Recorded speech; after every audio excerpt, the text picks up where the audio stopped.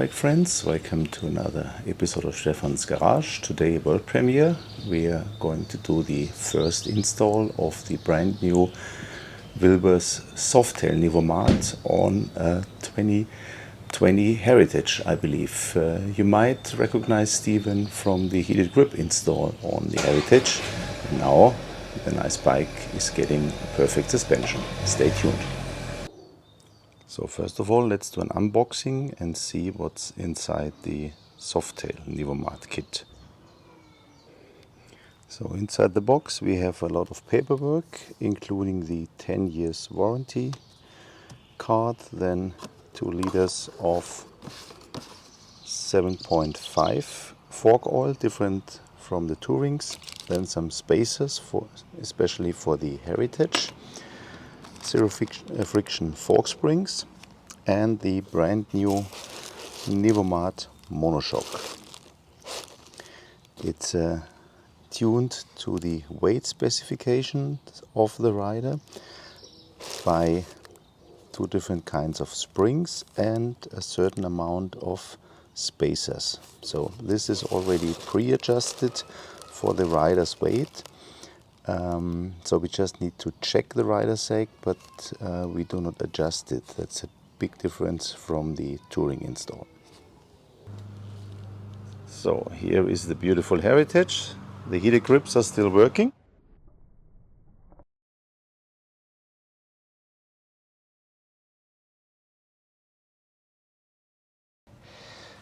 So the brake calipers are 10 millimeter 12 points.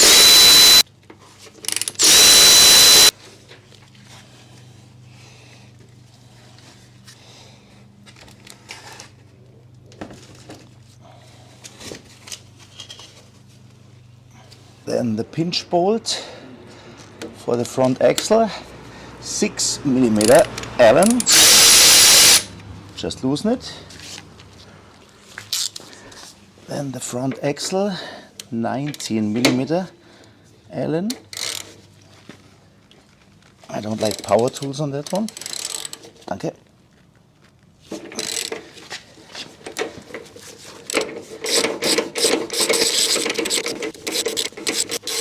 We have to lift the bike a little bit to get the front wheel out of the fender.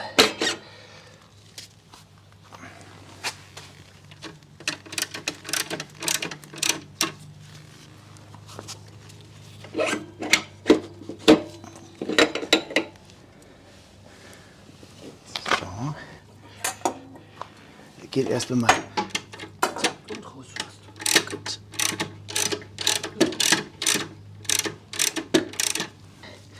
Jetzt nochmal den Lenker.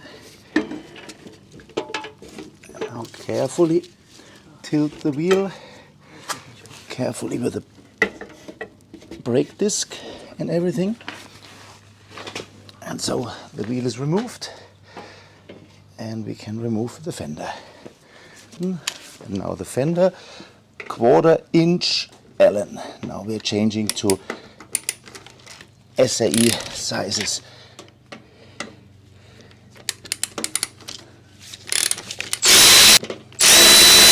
For the other side we have to assist it.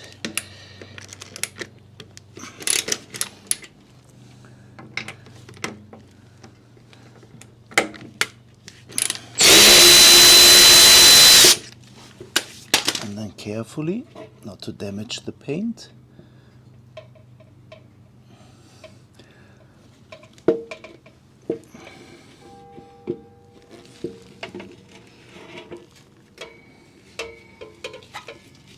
Und das war der Trick, der falsch rumgeht. Wir müssen nach unten raus, nämlich, gell? Also ich bin auch unten raus. Ja, wir müssen nach unten raus. Ah, das gefällt mir so nicht. Kann man nicht schon drehen? Nee, kann man nicht. Doch, wir können, warte mal. So, drehen wir nach außen. Meinst du, das geht doch? Na klar, geht das. Aber hinten ist ja... Hinten zieht das ja auch nach innen. Nee, drehen wir nach außen. Noch weiter nach außen. Komplett nach außen. Ach so. Ach Mensch, das ist natürlich. Okay. Passt. And then we have just plastic and no metal on metal. And now we will remove those covers and then loosen the pinch bolts, loosen the fork top nut, and then we can open up the first fork leg. The T27, we are removing or just loosening. Normally you don't have to remove it, but just loosen it.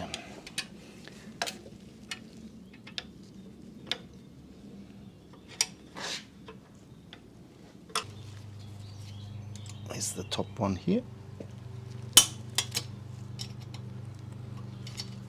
So now we should be able to remove the cover. Maybe we have to loosen these a little bit more.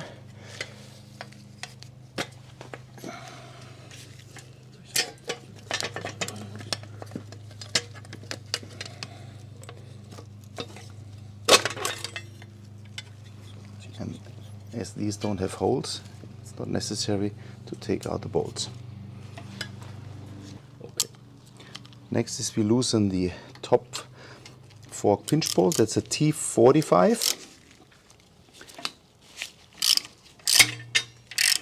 Just loosen it, and then we don't need a vise, and we can loosen the top nut. So for the top nut we can use a good set of pliers, but as we are Stefan's garage, we use a plastic 35mm special tool, not to damage any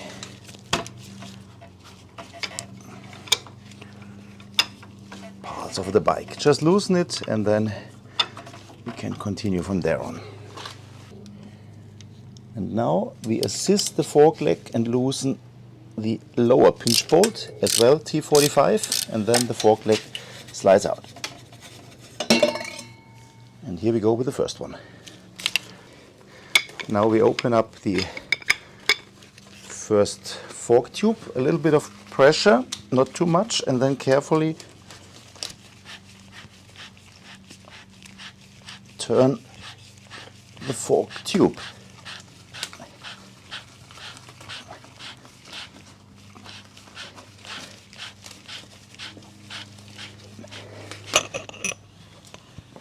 And that's it. Fork hardware will be reused, so the preload bushing will be reused, or the preload sleeve, then the bushing, don't forget that. The fork spring as well, no, not as well, of course, will not be reused. Yeah.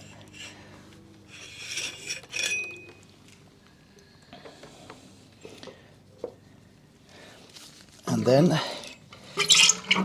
drain the fork oil. Yeah. Question was, is it normal that the oil is already that black? That's normal because there are small metal shavings from the spring. And let it drain a couple of minutes until there are only droplets left. Okay, dann kannst du stehen. So now we fill in the new oil. 7.5 viscosity, and the recommended oil level after bleeding the fork leg is 130 millimeters. And now we are bleeding the fork. For that, cover the top and then create a vacuum, because we need to get oil in all the cavities.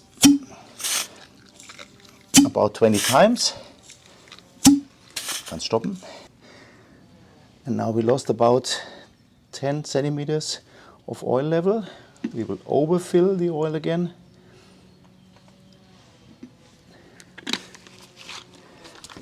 We have our special tool, 130 millimeters. Yeah.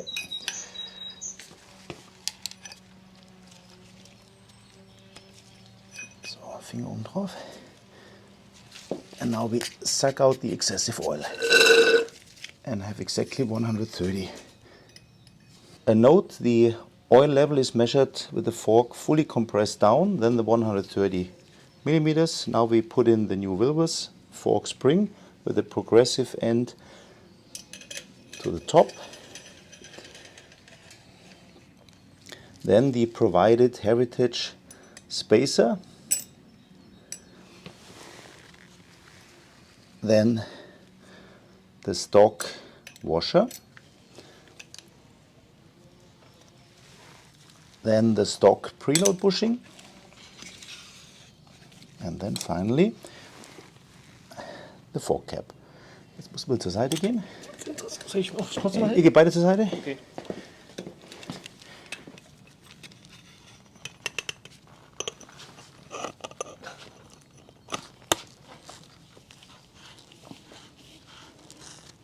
Carefully.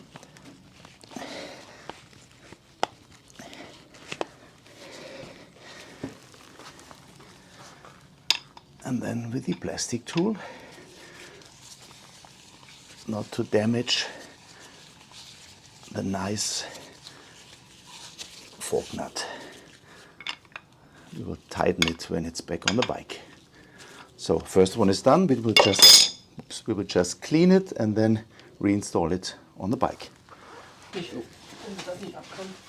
And then reinstall it.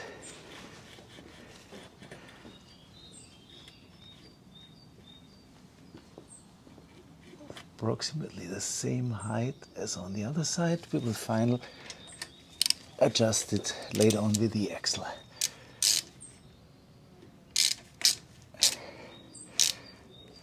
So torque spec for those pinch bolts is 22 up to 27 Newton meters.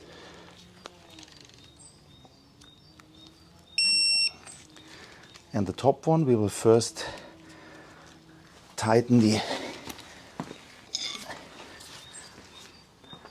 top nut.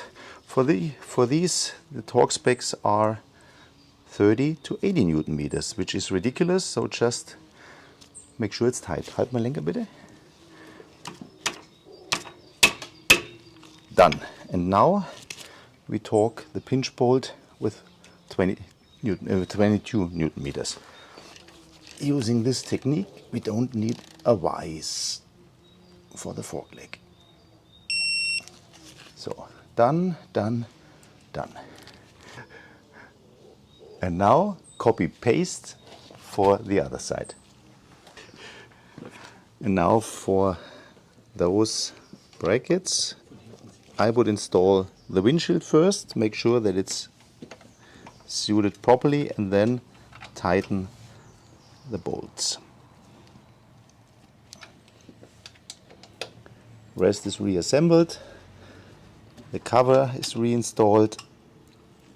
All pinch bolts torqued to 22 Newton meters.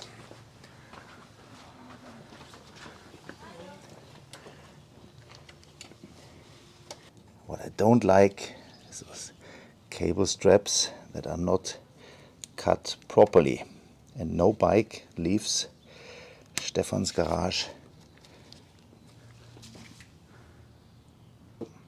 Time to reinstall the fender. We are using blue Loctite for the fender mounting bolts. Wir hatten es rumgedreht. Ja. Hast du schon? Läuft? Ja. Good. Then carefully reinsert the fender. Und dreh wieder zurück. Ein bisschen mehr.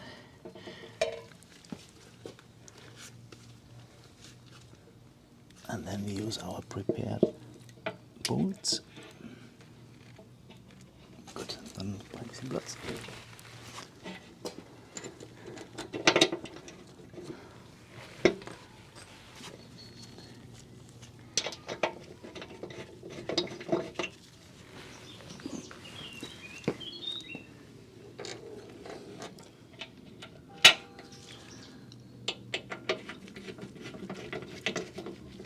Good.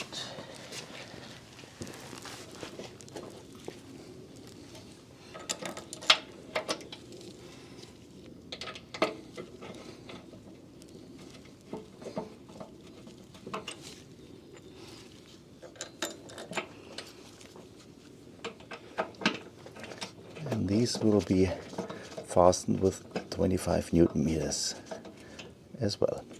Good.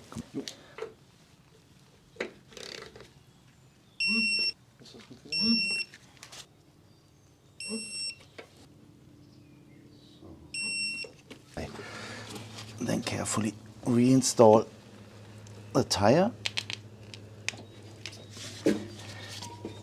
including the drum brake fake spacer. Okay, dann Lenker wieder gerade. Langsam, nochmal zurück. So, jetzt. And then we need the axle.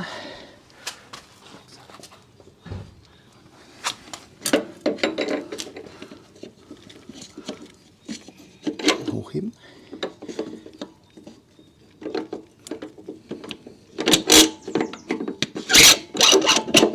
Geht nur so, ne? So, genau. Ja, genau. Das war einer der letzten Clips. Doch, ein Plastikclip ist runtergefallen. And now, carefully engage the thread of the axle.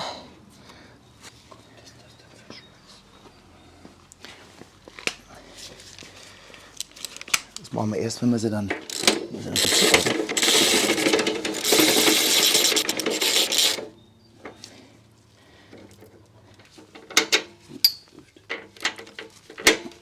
front axle will be torqued with 98 Newton meters, and first the axle and then the pinch bolt. That's very important, not to put stress on the fork. And then this one with 27.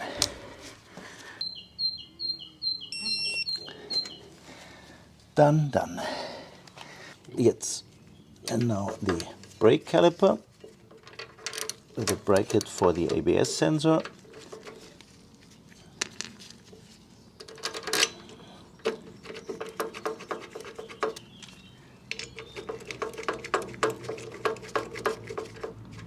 And the torque value for the brake caliper is 45 Newton meters.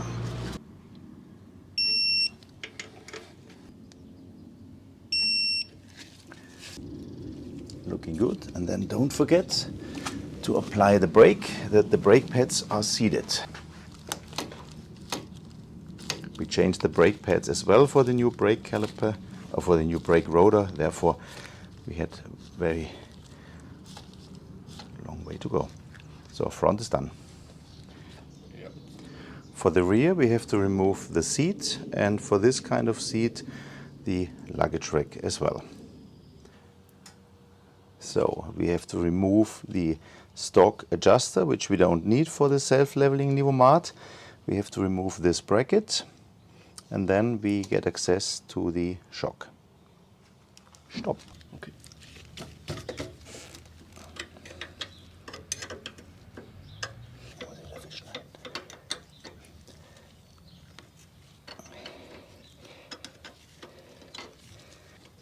And don't forget the small one.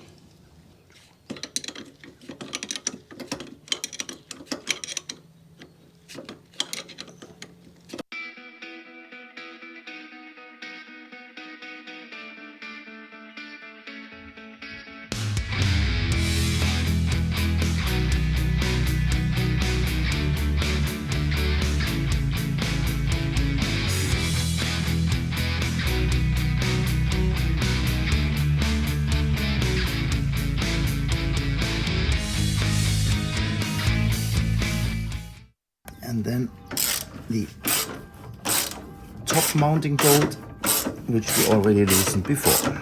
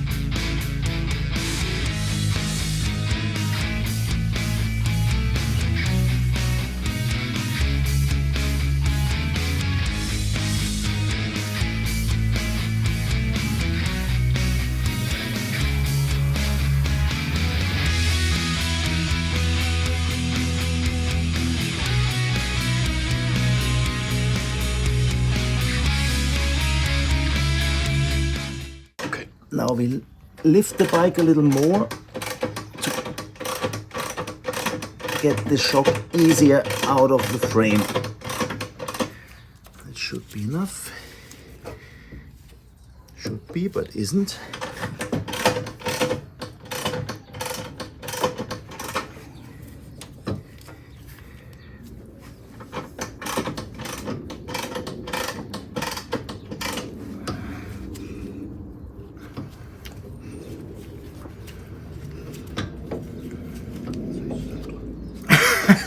Genau, just squeeze the shock a little bit and then you can remove it.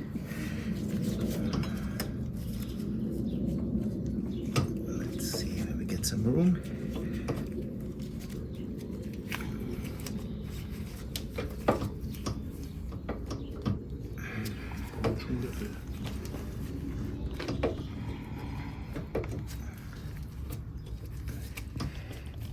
Thank you for nothing, Harley.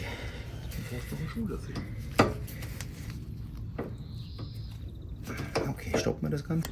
Okay, now we can remove it, and the reason was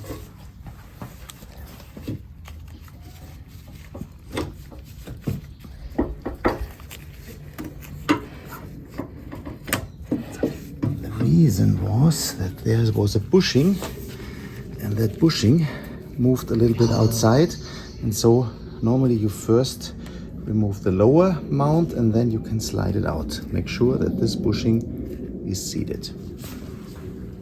Das aber noch nicht. Yeah. And now we can compare the old versus the new.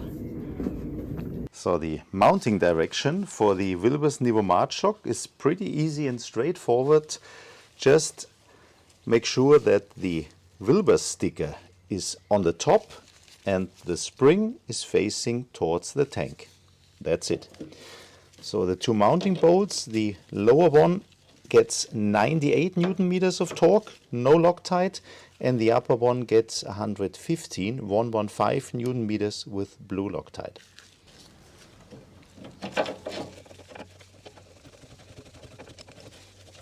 And this bolt needs no Loctite as there's the pinch bolt to secure it. And then we have to secure the bolt with the pinch bolt. And for the pinch bolt we just make it a good and tight.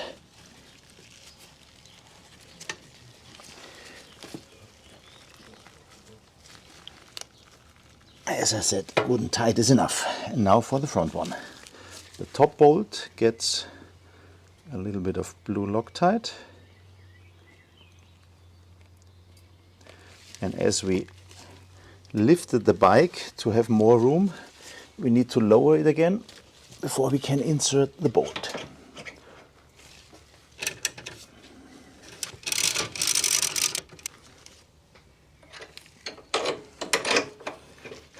Everything should work without any force.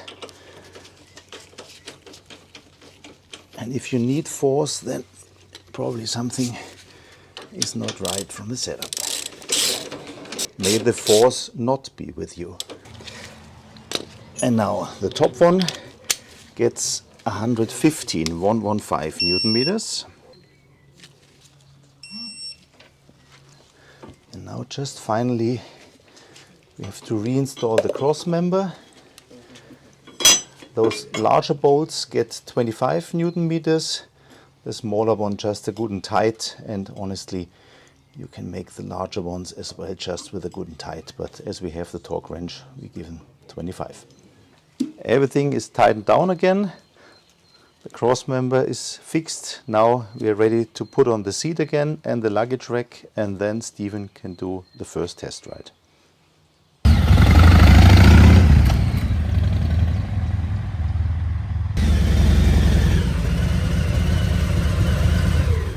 Okay, back from the test ride. Einfach so. Geil. Gullideckel gesucht. Alle Gullideckel mitgenommen, die da waren. Und Gabel ist ein Hit, oder? Ja, fett. Und hinten wird es dann. Da merkt man es erst, wenn. Zu zweit dann so richtig schön, aber jetzt ja auch schon weicher. Jawohl. Gut, wunderbar. Einmal vielen Dank. Just a translation. So he was now seeking for potholes in the road before he avoided them. And the real test ride will be with his wife on the weekend, next weekend, to test the self-leveling capabilities. Thank you so much.